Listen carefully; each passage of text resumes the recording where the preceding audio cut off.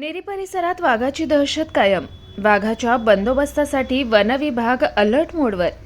नेरी येथील नदीकाठावरील शेतात बुधवारी नांगरणीचं काम सुरू असताना अचानक वाघाने ट्रॅक्टरचा पाठलाग केला. यावेळी चालक सोमदेव नाकाडे यांनी वाघाला पाहता चांगलीच धडकी भरली. त्यांनी तात्काळ ट्रॅक्टर शेतातून बाहेर काढण्याचा प्रयत्न केला, मात्र वाघाने ट्रॅक्टरचा पिच्छा सोडला नाही. दरम्यान ट्रॅक्टर मुख्य रस्त्यावर पोहोचताच वाघाने नदीत उडी मारून पाठलाग थांबवला. त्यामुळे चालकाने सुटकेचा निश्वास सोडला. नेरी परिसरातील अनेक गावांमध्ये वाघाने मागील 2 महिन्यांपासून धुमाकूळ घातलाय. वाघाने आतापर्यंत अनेक जनावरांची शिकार केली आहे. 9 डिसेंबर रोजी पांढरवाणी येथील शोभा गोसाई पंधारे या महिला कापूस वेचण्यासाठी शेतात गेल्या असताना वाघाने त्यांच्यावर हल्ला केला.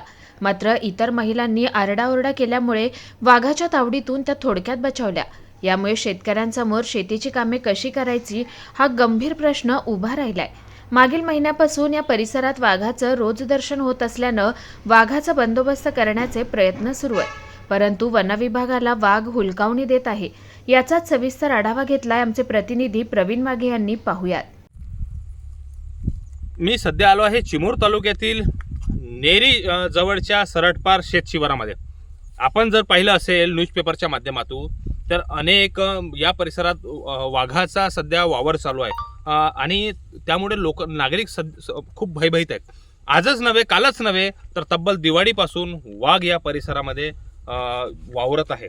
इतकंच नव्हे तर गेल्या काही दिवसापूर्वी एक महिला त्या महिलेला तब्बल वाघाने जखमी केलं आणि नुकतीच ती घटना ताजी असताना काल शेतात ट्रॅक्टर काम करत असताना ट्रॅक्टर चालकावर वाघ धावून गेला आणि ट्रॅक्टर सोडून पडून गेला. त्यामुळे कसा बसा त्याचा जीव वाचला.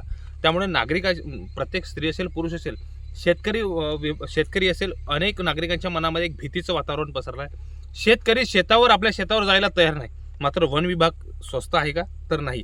आपण जर पाहिला तर हा वन विभागाने गेल्या काही दिवसापासून हा पिंजरा मांडून ठेवला आहे.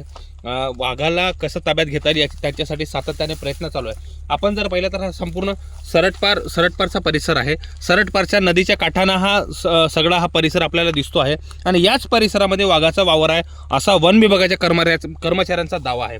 एवढंच नव्हे तर चिमूर आपल्या परिसराचे आर्यपो हे कन्नंबर साहेब हे सुद्धा दररोज तब्बल 17 किलोमीटर सुद्धा त्यांनी चालून त्या दिवशी वाघाचा शोध घेण्याचा प्रयत्न केला, तरी पण वाघाचा शोध घेता आलेला नाही.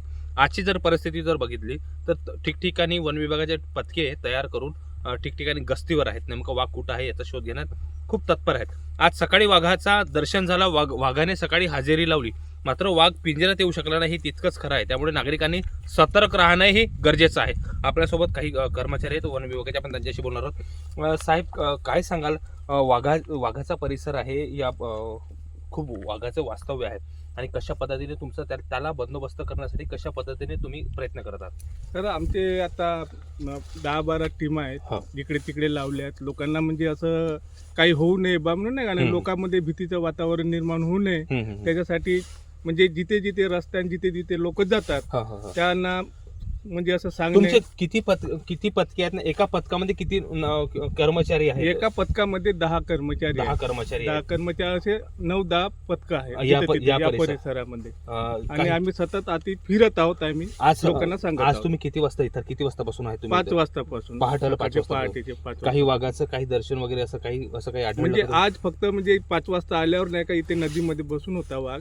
तिथून म्हणजे तो जवळपासच पिंजऱ्याच्या जवळपास असतानाच नाही का तो मग निघून गेला दिसल्यावर. अच्छा. बरं, मला एक सांगा, आरेपो साहेबांनी काही या ठिकाणी गस्त दिली का? आरेपो साहेब काही आले होते का? हो सर, ते दररोजच येत आहेत. क्षेत्र सहाय्यक रासेकर येत आहेत. रासेकर साहेब रोज येत आहेत. नक्कीच, म्हणजे वरिष्ठ येत आहेत सर. आणि इथं म्हणजे टीम लावली आहेत इकडे तिकडे, म्हणजे लोकांना त्याची माहिती देणे वन्य प्राण्याबद्दलची नाही का, असे म्हणजे लोकात भीतीचं वातावरण निर्माण होऊ नये त्याच्यासाठी म्हणजे जिथे तिथे टीम ठेवली आहे. आणि आमच्या वरिष्ठांनी हे आम्हाला सांगितलं, त्या पद्धतीने काम सुरू आहे. धन्यवाद. वडजे साहेब, काय सांगाल तुम्ही? नागरिकांना कशा पद्धतीने आवाहन करा या माध्यमातून? आम्ही नागरिकांना एक मार्ग सांगतो. सध्या आमचा टायगरचा इथं प्रॉब्लेम तर आहे, पण आम्ही जसे आमच्या वरिष्ठांनी आरएफओ साहेबांनी जसे आम्हाला सुविधा दिलेल्या आहेत, ते स्वतः नदीकाठ्याचा जेवढा परिसर आहे त्या एरियामध्ये 17 किलोमीटर पायी चालून पूर्ण एरिया फिरल्यानंतर त्यांनी एक आम्हाला नियोजन सांगितलं की त्याला पकडल्याशिवाय पर्याय नाही. हा. आपण ते प्रयत्न करू आणि पिंजरा ह्या माध्यमातून आम्हाला सर्व आमच्या जवळपास 10 टीम आहेत. प्रत्येक टीम मध्ये 10 लोक आहेत. हे पूर्ण आमचा अहोरात्र दिवस रात्र एक करून आम्ही नक्कीच प्रयत्न करत आहोत. नक्कीच. आपण जर पाहिलं तर नेरी परिसरातील नागरिकांनी रेटून धरली होती की वाघाला पकडा, वाघाचा बंदोबस्त करा. अशा पद्धतीने नेरी परिसरातील सगळ्या गावखेड्यातील नागरिकांनी मागणी केली होती वन विभागाकडे. त्याचंच औचित्य पकडून वन विभागांनी नागरिकांच्या मागणीला जोर देत अतिशय वेगाने अशा 10 पथके तयार केलेत. एका पथकामध्ये 10 माणसं, असे 100 माणसं आज वन विभागाचे सातत्यानं कामाला लागले आहेत. त्यामुळे वन विभागाला पकडण्यात यश येईल का हे सुद्धा पाहणं महत्त्वाचं ठरणार आहे. आरेपो कन्नमवार साहेब असेल, क्षेत्र सहाय्यक रासेकर साहेब असतील, वरिष्ठ हे सुद्धा सातत्याने यांचं सुद्धा बारीक लक्ष. आपण जर पाहिला तर आपण पाहू शकतो तो ट्रॅप कॅमेरा. आपण जर पाहिला तर तो ट्रॅप कॅमेरा त्या ठिकाणी लावलेला आहे झाडाला आणि लाईव्ह तडोदीच्या ऑफिसमधून साहेब लाईव्ह सुद्धा मी आपल्याला दाखवण्याचा प्रयत्न करतोय कशा पद्धतीनं कॅमेरे लावले गेले आहेत.